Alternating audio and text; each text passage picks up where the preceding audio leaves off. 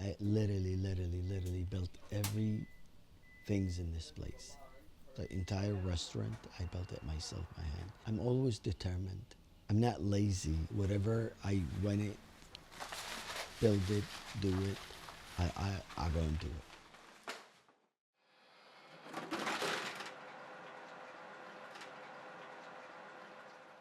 My name is Billy Alabsi. I'm the owner of Falafel Land, and I am a chef. Yemeni food is unique and diverse. We all in the family love to cook. From my mom, because my mom was a single mother, so me and my sister would cook. When my mother go to cook, I watch her. So be at the oldest and practicing the art of cooking. I decided to do the falafel place. There was a falafel place called Flying Falafel on Market Street. So I used to get these falafel and look at the concept of that person, and I saw it's easy concept. I have no money to start a restaurant, so his concept was just easy to paste and copy. I started looking for a place, and within 4 months, I'm the first article written about me. It's called That Lucky Bite. Then the Examiner stated I was one of the best new 5 restaurant. The restaurant becomes extremely popular. I remember there was one guy, he'll take his plane from Sacramento, fly to SFO, his private jet, and come to me, eat, and said, I love your food. I come from Sacramento, I park my airplane and I take Uber to come and eat, and then I go back. He's a nice person, very nice. Also, he has a very good idea about business, and then he is very good at customer service. He loves to serve people, to make them happy, and that's, food is the best thing to make people happy. Billy he's my older brother. To us was more than a big brother, like a father. I figure like a person can care for us, and he's everything to us.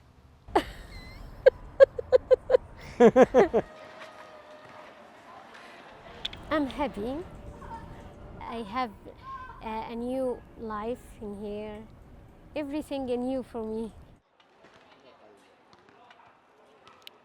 He works for our health and for our community.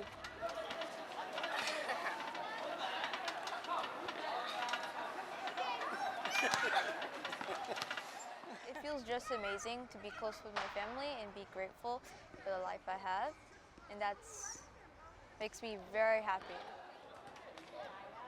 I treat my kids as my friend with respect and dignity. I don't want to raise my kids the way my father raised me.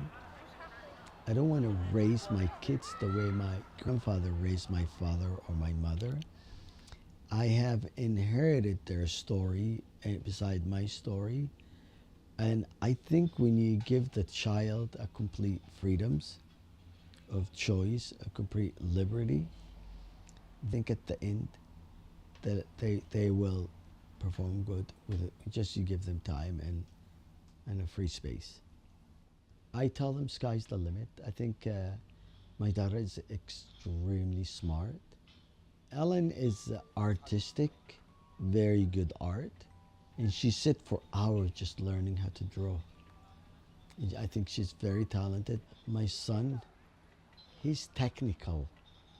He wants to know how things work, but also whenever I'm stuck in a computer or putting stuff together, he'll do it. He'll look at it and do it.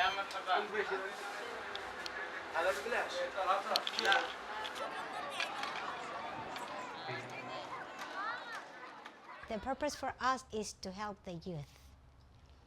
To help the youth to get a job, a place they can go, you will not worry about them. So they can get a little bit of money, but also at the same time can be in a safe place, in with the right person to be nice to them. Really can be a good moral to these kids. There's 2 faces to the neighborhood. One is the drug dealing, And it hurts me to see a lot of teenage that go into drugs. The other side, that this is a neighborhood. Oh, that's right. All bodies deserve to be. I love my customers. Really, every customer that walked in, he's literally my friend and my family member. That's how I treat them. This is close to everything you want. Close to downtown, close to Civic Center, close to community, close. And people here are, you see each other all the time.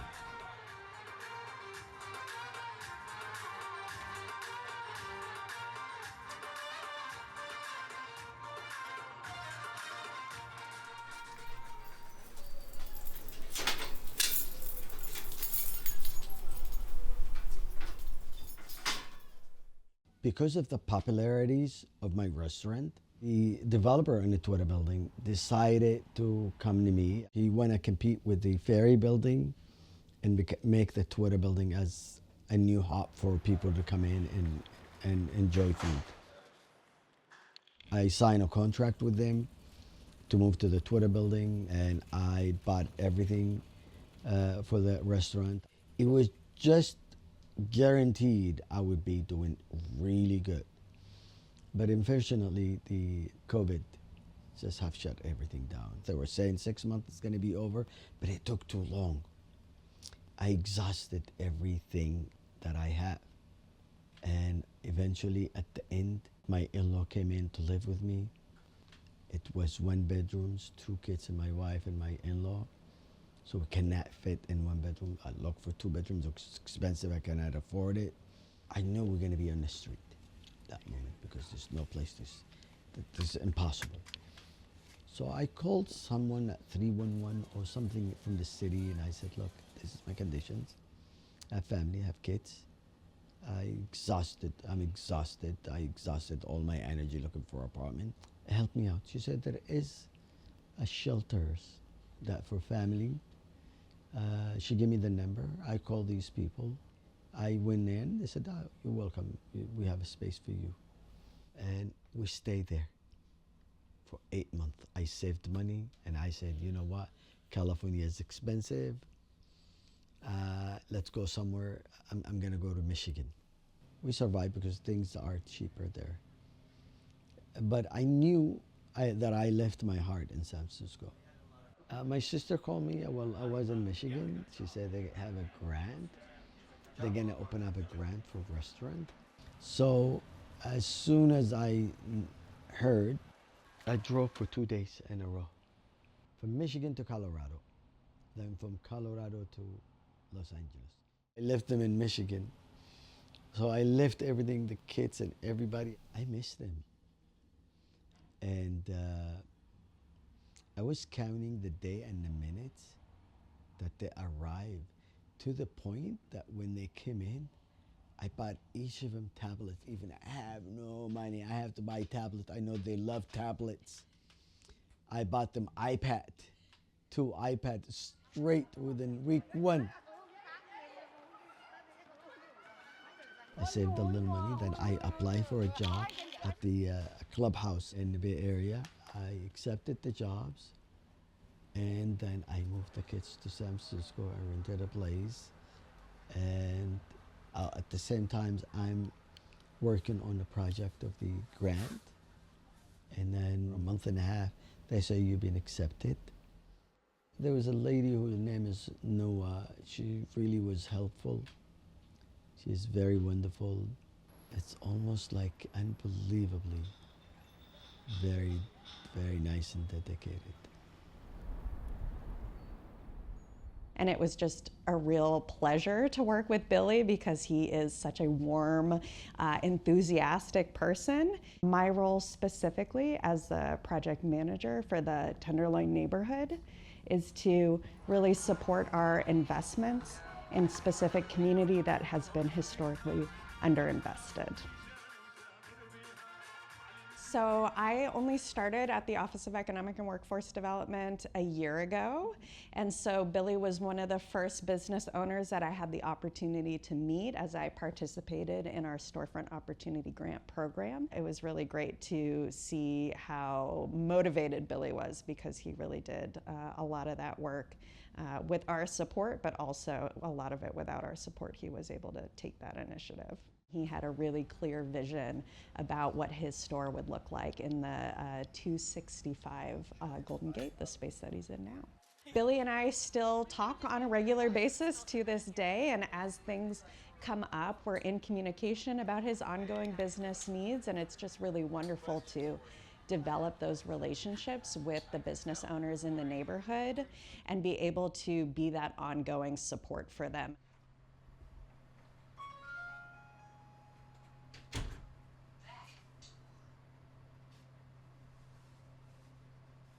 I never let go with my equipment because I am determined to get back on my feet and do the restaurant again.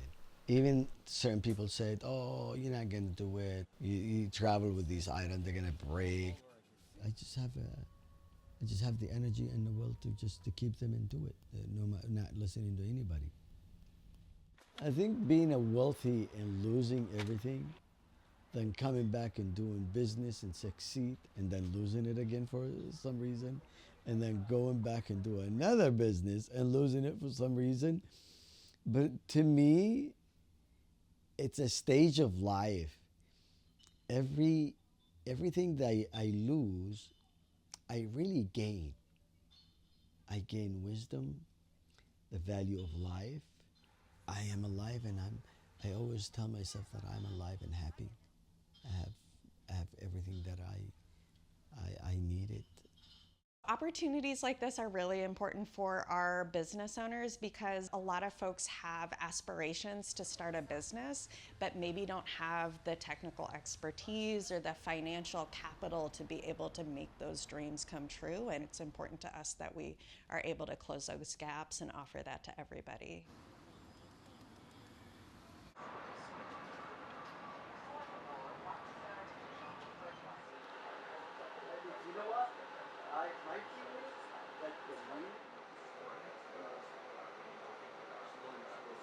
Falafel dough.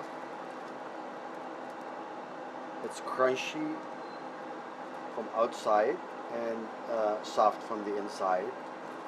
And then if you eat it, you could feel how crunchy it is. Like a child, you try to learn how to walk, you fall. You get up again, and then you fall again. And then you get up again until you learn how to walk. And this is life, it's just like that. Okay, the first things I do, make cascara in the morning. Cascara comes from the mountains of Yemen or Ethiopia, which is the shell of coffee beans mixed with gingers and cardamom. Considered one of the top 4 super drink or superfood. It has fiber, antioxidant, and is also anti-inflammatory.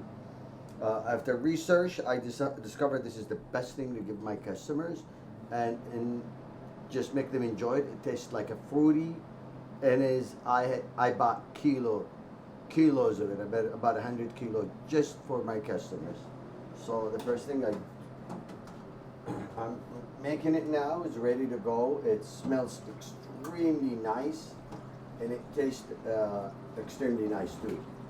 So here, the amazing things is I only put 2 spoons of it. 1, 2, and this is enough for the entire pot. Put it there, and then we wait until it brews and goes down, and then I get another one and do it also again. So this is my first now.